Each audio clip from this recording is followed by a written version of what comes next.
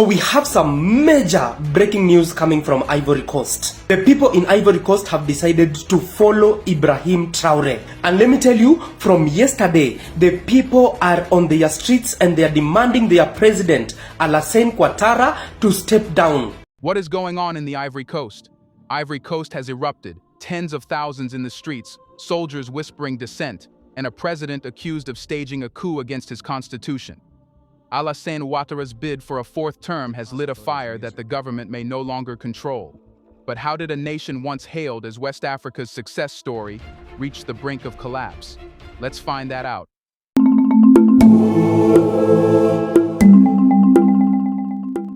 The morning of August 9, 2025, began with whispers, rumors of a march planned in Abidjan, the bustling commercial capital of the Ivory Coast. By noon, those whispers had turned into a roar. Entire neighborhoods emptied into the streets, and within hours, an estimated tens of thousands of people had filled the arteries of the city, chanting, waving banners, and demanding one thing: President Alassane Ouattara must step down. What unfolded was not just another protest, it was a nationwide show of defiance that cut across divisions of class, region, and political loyalty. In the sprawling Yopougon district, students skipped classes, holding handwritten placards that read, "No to dictatorship," and "Fourth term equals betrayal." In Plateau, the business hub, office workers walked out, joining trade unions already mobilizing for strikes. Further inland, in towns like Boaké and Korhogo, farmers blocked rural highways with burning tires and overturned trucks, effectively choking supply routes. The protests were not confined to the cities. The countryside rose too, a rare sign that the discontent was truly national in scope. Eyewitness videos shared on social media captured the raw atmosphere. One clip showed a group of women pounding drums and chanting outside a police station, daring the officers inside to come out. Another showed young men climbing onto the roof of a government building and unfurling a massive banner declaring, "Democracy or nothing." The chants, the defiance, the sheer number of people carried the unmistakable energy of a population that believed this was a last stand. For many observers, the most striking element of the uprising was not just its size, but its unity. Political rivals who had spent years tearing each other down now stood side by side in the demonstrations. Leaders from Laurent Gbagbo's PPACI movement walked shoulder to shoulder with members of Tidjane Thiam's PDCI-RDA. Even smaller civil society groups, women's associations, student unions, and transport collectives synchronized their efforts. It was a coalition that had never existed before, forged not by ideology, but by a shared conviction that Ouattara's candidacy represented the end of democracy itself. The security forces, usually quick to crush dissent, appeared hesitant. In some parts of Abidjan, police deployed tear gas, but the crowds regrouped within minutes, reoccupying the streets. Soldiers stationed in certain areas were seen talking quietly with demonstrators rather than pushing them back. These moments of hesitation raised a troubling question: were parts of the army beginning to waver in their loyalty to the president? For a country with a long history of mutinies and rebellions, even the suggestion of cracks within the ranks was enough to unsettle both government loyalists and opposition leaders. The protests were not without risk. Several journalists reported being harassed, and some protesters were detained. Yet this only seemed to harden the resolve of the demonstrators. "We are not afraid anymore," one protester shouted to a camera, his face streaked with sweat and tear gas. "If we don't fight now, we will never have a country again." As night fell, the streets of Abidjan glowed with fires from makeshift barricades. The chants continued long after dark, echoing through neighborhoods, signaling that the uprising was not a fleeting outburst, but the beginning of a sustained confrontation. For many, the sense was clear: something irreversible had begun. But at the heart of the storm lies a deeper issue. The anger on display is not just about one election date or one man's ambition. It is rooted in the Constitution itself. Citizens insist that Ouattara has crossed a red line by twisting the rules to his advantage. And so the question becomes unavoidable. What exactly is in the Constitution, and how has Ouattara managed to claim it allows him to run again? The protests now engulfing the Ivory Coast trace their fury back to a single technical question: Can Alassane Ouattara legally run for a fourth presidential term? On the surface, the answer seems obvious. The 2016 Constitution, passed after years of political reform, imposes a two-term limit on the presidency. This was widely celebrated at the time as a safeguard against the presidents for life phenomenon that had haunted so many African nations. But when Ouattara stood before the country in late July 2025 and declared his candidacy, he insisted that the clock had been reset by that very constitution. Here lies the controversy. Ouattara argues that because the 2016 charter was adopted during his tenure, his previous two terms, from 2011 to 2020, fall under the old constitutional order and therefore do not count. By his reasoning, he has only served one term under the new framework, leaving him eligible for another. Legally convenient, politically explosive. For opponents, this logic is not just flawed, it is fraudulent. They point to the fact that the Constitution was drafted with the explicit intent of limiting presidential longevity. To them, Ouattara's interpretation is a betrayal of the spirit of reform and an outright manipulation of the law for personal gain. It is why protest banners now scream phrases like "coup against the Constitution" and "no Third Republic dictatorship." Citizens believe Ouattara has exploited a loophole that was never meant to exist, turning a democratic safeguard into a tool of self-preservation. But the constitutional debate alone does not explain the scale of the outrage. What truly pushed Ivorians past the breaking point was the systematic sidelining of potential challengers. The Electoral Commission disqualified Tidjane Thiam, the internationally respected former banker, who many believed could mount the strongest challenge, citing his past French citizenship as grounds for exclusion. Likewise, Laurent Gbagbo, once a rival president and still a figure with deep grassroots support, was ruled ineligible because of prior convictions. Other smaller opposition candidates found themselves blocked on technicalities, from residency requirements to incomplete paperwork. The result was clear. Ouattara's interpretation of the Constitution not only allowed him to run, but also ensured that he would face no formidable rivals. To the opposition, this was not an election but a coronation, carefully engineered by the president and his allies. Civil society groups and legal experts warned that this narrowing of the democratic field amounted to constitutional capture, where the law itself is bent to serve the ambitions of one man. Even the symbolism of Ouattara's announcement struck a nerve. He did not present himself as a reluctant leader pulled back by necessity, but as a seasoned statesman entitled to remain at the helm. For many Ivorians, this posture confirmed their deepest fear, that the promise of the 2016 reforms had been hollow all along, and that the president never intended to leave power voluntarily. The anger is compounded by memory. Ivory Coast modern history is scarred by disputed elections, most notably the 2010 crisis, when contested results between Ouattara and Gbagbo plunged the country into a civil conflict that left over 3,000 dead. To many citizens, Ouattara's current maneuver risks dragging the nation back into that same abyss. "We promised ourselves never again," said one opposition lawyer on national radio. But here we are, history repeating itself under the cover of constitutional trickery. This explains why the protests are not simply about politics, but about survival, about whether Ivorians can trust their constitution to protect them from authoritarianism.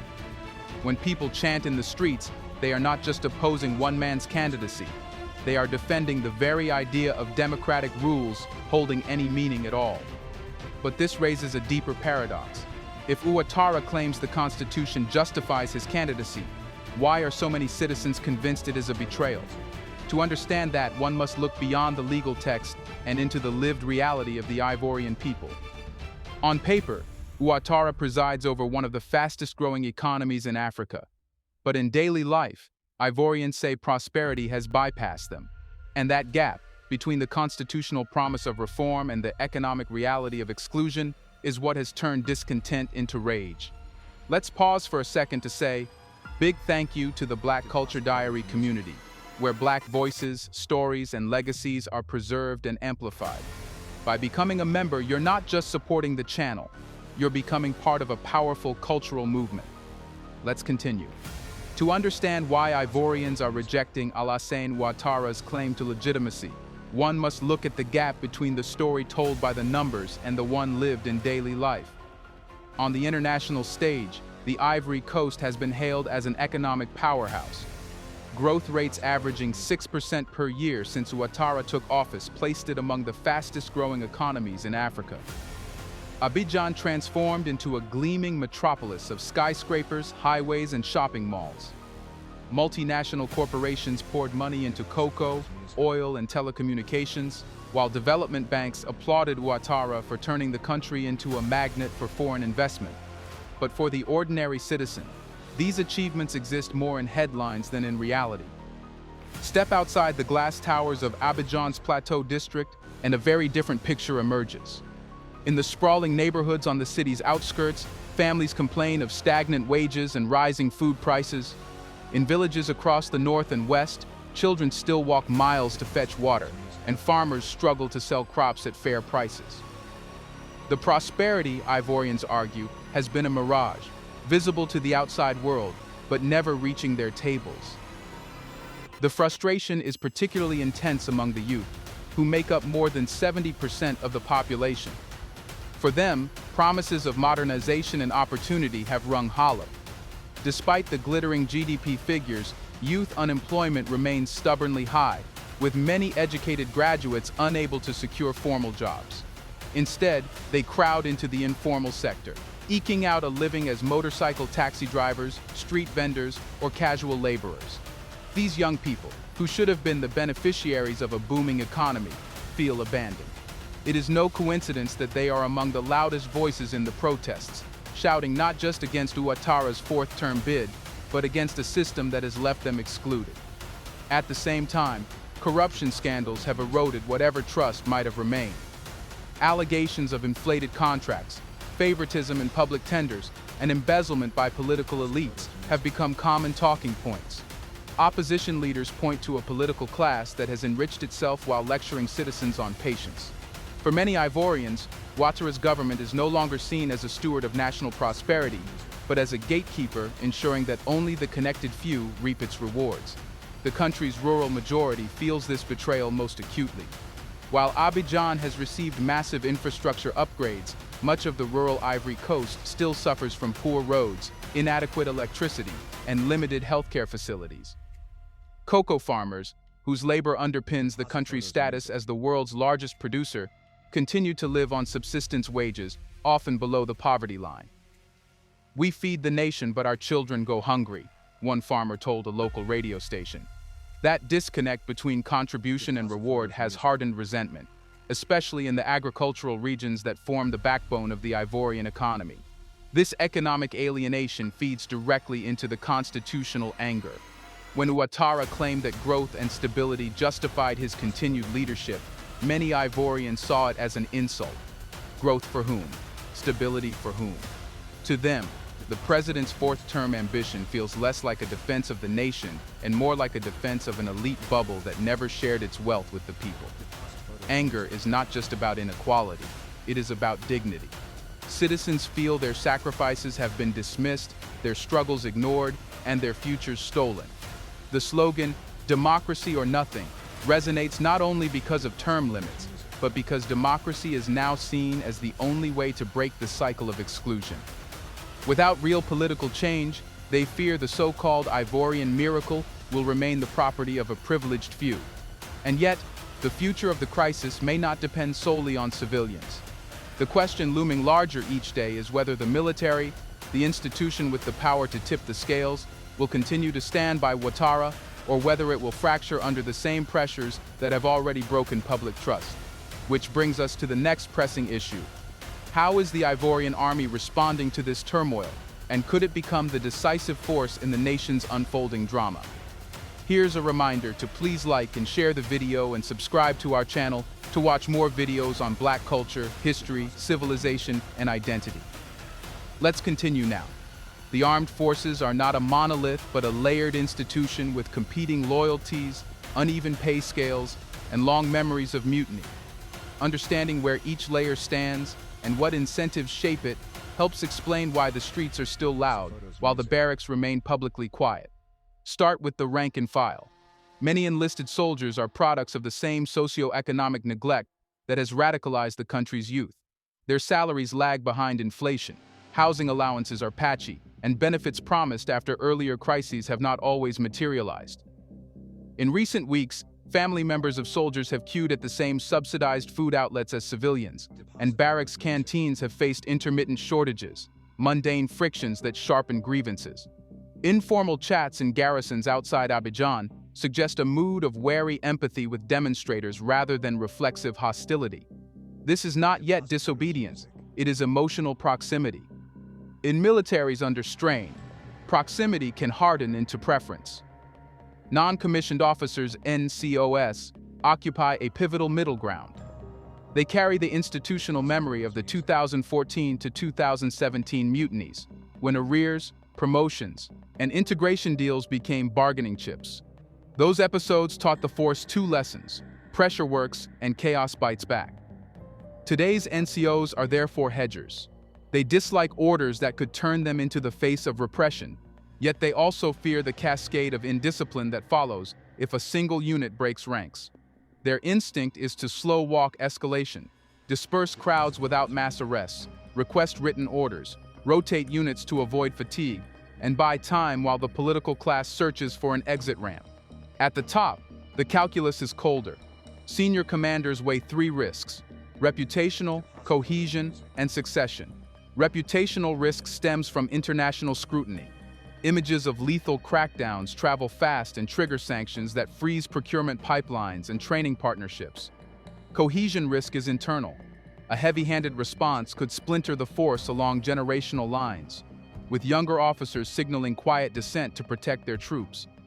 Succession risk is the most delicate. If the presidency looks precarious, attaching the institution too tightly to one man imperils the military's standing the day after. The brass, in short, wants to preserve optionality. Geography matters too. Urban units deployed in Abidjan face the most intense crowd dynamics and are therefore the most exposed to reputational blowback if things go wrong. Units stationed near the borders, by contrast, are tasked with counter-smuggling and anti-insurgent vigilance. Their commanders argue that committing them to domestic crowd control would create security vacuums. This uneven mission profile limits how much force can be surged into the capital without degrading the perimeter, and commanders know adversaries watch for such gaps. Intelligence channels reflect the same ambivalence. Internal reports note growing passive non-compliance among conscripts, requests for medical rest, sudden equipment faults, delayed muster responses, classic signals of a force reluctant to be used as a hammer. Yet those reports also highlight discipline in elite formations tasked with protecting critical nodes: the presidency, broadcast facilities, the international airport, fuel depots, and key bridges. The message is implicit. The state can still guard its core, but projecting power broadly into neighborhoods will be costly and uncertain. What about a palace guard scenario? A narrow coup by a small Praetorian circle. The prerequisites are loyalty, speed, and a plausible political caretaker. Loyalty exists in fragments. Speed is always possible. The missing piece is a caretaker with enough cross-faction legitimacy to stabilize markets and reassure external partners. Without that figure, any sudden move risks accelerating institutional freefall. Senior officers therefore prefer calibrated pressure, selective arrests of alleged instigators, nighttime curfews tested district by district, and back-channel assurances to opposition interlocutors that the army will not license a bloodbath. It is coercion as signaling, not as blitz. Regional precedent sharpens caution. In Mali, Burkina Faso, and Niger, coups arrived with promises of order, then collided with governance burdens that conventional armies are ill-equipped to shoulder: budget constraints, diplomatic isolation, and service delivery. Ivorian commanders have studied those aftershocks. Their takeaway is pragmatic. If they inherit a crisis without a fiscal plan and a diplomatic shield, they will own the insolvency that follows. That prospect deters adventurism. All of this explains the choreography the public now sees: disciplined protection of strategic assets, elastic tolerance in secondary streets, and a conspicuous absence of decisive rupture. The military is not neutral. It is negotiating, by posture rather than press conference, for a political solution that spares it from choosing between fratricide and fragmentation, which returns us to the outer ring of the crisis. If the barracks are buying time, who is using it? External actors, regional bodies, neighbors, and historical partners can tilt incentives by shaping costs and guarantees. The next logical question is, therefore, unavoidable. How are ECOWAS, France, and other stakeholders positioning themselves? And will their silence harden the stalemate or unlock a settlement? Start with ECOWAS, the Economic Community of West African States. The bloc has built a reputation, sometimes deserved, sometimes overstated, for drawing red lines against unconstitutional power grabs. Yet this time its voice has been conspicuously absent. No stern communiques, no emergency summits, no visible pressure on Ouattara to step back. That restraint speaks volumes. Intervening forcefully in the Ivory Coast would mean risking yet another confrontation with a population already skeptical of the bloc's neutrality. Doing nothing, however, feeds the perception that ECOWAS is quick to punish soldiers in fatigues, but reluctant to confront presidents in suits. The silence resonates domestically. Protesters interpret it as a green light for Ouattara to proceed unchecked, while opposition leaders see it as confirmation that West Africa's regional order is more interested in stability than in legality. In the long run, this erodes the credibility of ECOWAS as a guarantor of democratic transitions. It also signals to other leaders in the region that constitutional manipulation may carry fewer penalties than outright military intervention, a dangerous precedent at a time when term limit debates simmer across the continent. Then there is France, the Ivory Coast's former colonial ruler and still its largest external partner. Paris once counted Abidjan as the anchor of its West African influence, but that hold has been loosening. French troops have already been expelled from Mali, Burkina Faso, and Niger. In the Ivory Coast, French military presence has been scaled back, though strategic and commercial ties remain strong. The Macron government, wary of losing yet another foothold, has chosen discretion. To openly condemn Ouattara could jeopardize access to military facilities and cocoa contracts. To endorse him would risk alienating a public already resentful of foreign meddling. For now, Paris treads a tightrope, hoping events burn themselves out without forcing a definitive choice. But Ivorians notice the ambiguity, and many interpret it as proof that external powers prioritize commodities and bases over their democratic aspirations. Global institutions, too, walk a fine line. The World Bank and IMF have invested heavily in the narrative of the Ivory Coast as a model economy, a showcase for reform and growth in an otherwise volatile region. Openly questioning Ouattara's legitimacy would undermine years of glowing reports and risk destabilizing markets.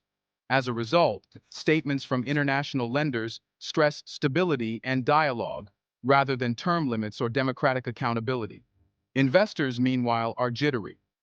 Bond yields have ticked upward, cocoa futures fluctuate with every new protest video, and expatriate companies quietly draft contingency plans in case supply chains collapse.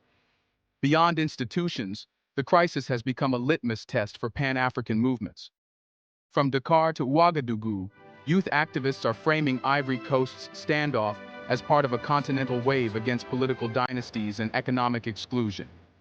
Hashtags linking Abidjan to protests elsewhere in West Africa trend on social media, creating a sense of shared struggle that transcends borders.